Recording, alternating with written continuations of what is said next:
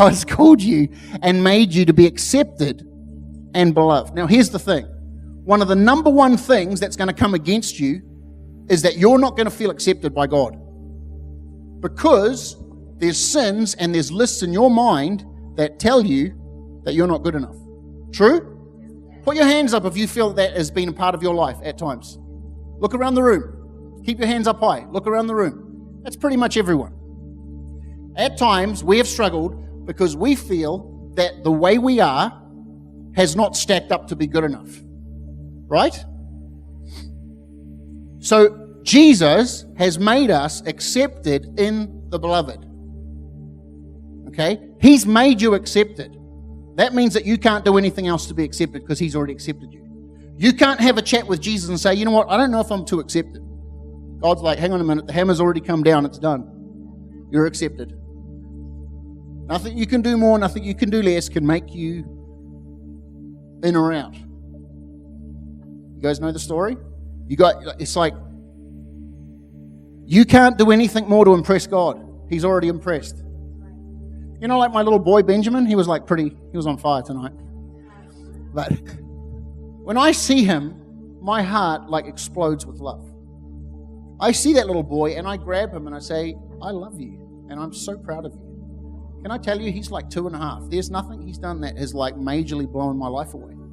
He hasn't gone and got his doctorate. He hasn't learned to fly a plane. I love him and I'm proud of him because of who he is, not what he's done.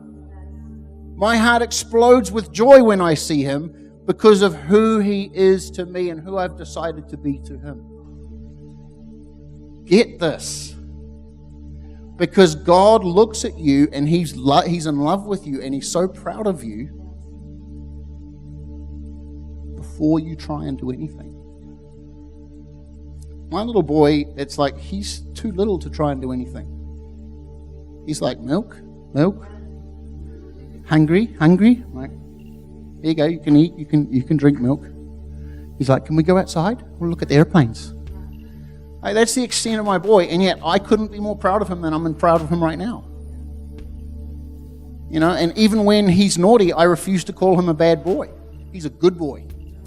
You need to get this, guys. Because when we do things wrong, when we get it wrong, we start saying to ourselves, we start accepting an identity that the enemy's trying to whisper over us that we're a failure, that we're unclean, that we're dirty, that we've missed it. But God's already called you good.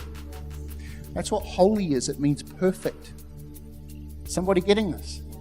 Because you see, the thing is that the enemy has tried to combat you by trying to change the way you think. And he got to you early in life. But that didn't change it because God actually called you something from before the world was made. So even though He got you while, just after you were born and He started trying to build identity, God had already stamped identity.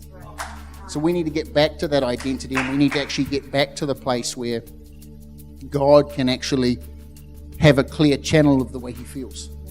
So I want you to say this with me. God calls me holy. God calls me beautiful. God calls me accepted. God calls me loved. That's the real you.